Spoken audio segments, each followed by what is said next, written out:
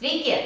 Jeigu žiūrite šitą filmuką, tikriausiai jūs mėgstate šeimininkauti virtuvėje ir gaminti patys. Ir tikrai sutiksite, kad kepiniai pagaminti namuose yra žymiai skanesni negu nusipirkti parduotuvėje, o tas kvapas, kai jūs kepat įvairiausius skanėstus, iš tiesų pritraukia visą šeimyną. Šiandien aš noriu papasakoti apie 2 gaminius, ir dar keletą kitų, kuriuos prijungsime pasakojimo metu, kuriuos, aš manau, turėtų turėti kiekviena šeimininkė savo namuose. Tai tupperware kočėlas ir tupperware padėklas, kurį matote ant stalo.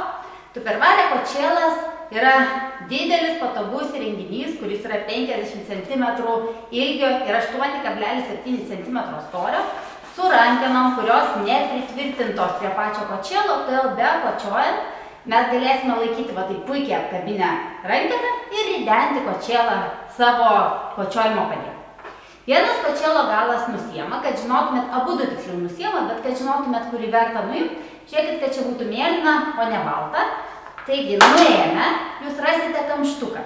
Atsukę kamštuką, jūs galite pripilti šilto vandens. Jeigu kočiojate mėlyną tešlą, tada tiesiog mėlius pūsis, jums bekepant. Ir galite pripilti šalto vandens, jeigu kočiojate trapią tešlą, tada jūsų sviestas esantis tešloje netaip greitai atšils ir galėsite kokybiškai nebarstant mėlų iškočioti.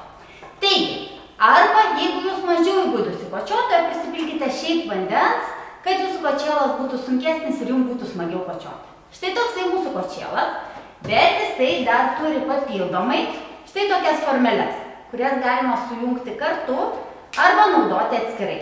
Kaip jos yra naudojamos, aišku, jas galite naudoti kaip elementarias sausainių formeles, bet mes galime užsukti mažasias. Svarbu užsukant, kad sausainio spaudimo pusė būtų į kočėlo pusę, užsukam ir tada mūsų kočėlas nuo kočiojimo paviršių pakyla lygiai 3 mm. Tai svarbu, jeigu mes norime iškočioti, pavyzdžiui, kokius nors imbierinius sausainiukus ar kitus sausainiukus, kuriuos norėsime vienodai gražiai iškepti, kad nebūtų taip, kad vienas sudega, o kitas nesudega. Jeigu mes sujungsime abi formeles, tada turėtume didesniosios formelės nugarėlę sukti į kočėlo pusę, mes tada kočėlą pakeliam nuo kočiojimo paviršiaus lygiai 6 mm. Ir tai aktualu, jeigu jūs kepate, pavyzdžiui, kokius sūrio sausainius, varškės sausainius, mėlynės tešlos, kažkokius tai tokius kaip pyragėlius, jūs tada iškočiojate lygiai 6 mm storio. Jeigu nesvarbu, kokio storio kočioti arba norite įsikočioti labai plonai, tada atsukat ir kočiojate tik su kočėlu. Prie kočėlo, aišku, tešla nelimpa, tai mums reikia kito įrenginio, prie kurio irgi neliptų tešla. Mes turime didelį kočiojimo padėklą. Ir kočiojimo padėklas yra 66 cm, 66 čia, ant 46 cm, tai didelis kočiojimo padėklas. Kai jūs nenaudojate, jūs galite jį puikiausiai tokiu būdu susisukti ant kočėlo, užmauti kokią nors gumytę ir padėti į stalčių. Aš visada suku blogąją pusę į viršų, tam, kad mano padėklas nesusiteptų gulėdamas kur nors stalčiuje.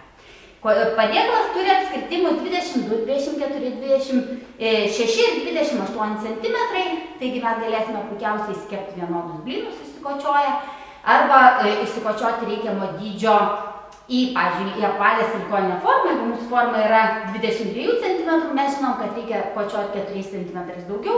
Jeigu tešla traukiasi dar šiek tiek daugiau, galima netgi 6 ir tada puikiausiai išklosime formą. Perdėt nuo jo taip pat labai patogu, mes pakeliam padėklą, dedam į formą, jį nuimam ir puikiausiai nuimsime. Dar štai čia yra konvertavimo skalės, kurios padės, jeigu receptas bus ne mums suprantamais metais, paversti mums suprantamais. Kaipgi prisitvirtinti padėklą ant stalo, jisai šį padėjus slidinėja, ogi labai paprasta, mes paimam kempinėlę ir šiek tiek padrėkiname stalą.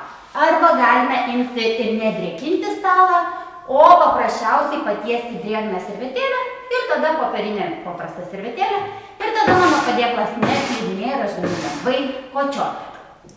Ant padėklo aš turiu puikią mėlyną tešlą, kurią mes pagaminome pagal tupperware receptą. Ir pažiūrėkite, kaip šauniai kočiojasi, kaip svarbu kočiojant su tupperware kočėlu ant tupperware padėklo. Mes nekočiojam įprastu būdu, kaip kočiuodavom anksčiau, kad važiuojam pirmyn ir važiuojam atgal. Taip nereikia daryti, nes tada jūsų tešla gali paimti ir atgal susivinioti ant kočėlo. Mes kočiuojame paprasčiausiai nuo centro į visas pusės. Ir kasgi vyksta be kočiuojant? Ogi vyksta stebuklingas dalykas, kad mūsų tešla visiškai neprikimba, kaip matote, bet jinai nesliuogia atgal, taip kaip būdavo senoviniu būdu be kočiuojant. Kas vykdavo, mes pakočiuojam, pavartom, pabarstom miltų, pakočiuojam, pavartom, pabarstom miltų ir taip mūsų tešla kietėja be kočiuojant. Kaip reikia kočiuot, kad neiškočiuotumėt žvaigždės, o paprasčiausiai nuo centro, bespaudžiant vieną kočėlo rankeną, mes puikiausiai galime įsikočiuoti norimos formos tešlą. Va, su jumis bekalbėdama, aš ir baigiu iškočiuoti didžiulį lakštą. Jeigu man, pavyzdžiui, nesmagu kočiuoti va taip atgal, o man smagu kočiuoti tik į priekį, ką aš tada galiu padaryti? Aš galiu pakelti padėklą, mūsų tešla nenukrenta, ją apsukti ir kočiuoti tą kryptim, kur man patinka.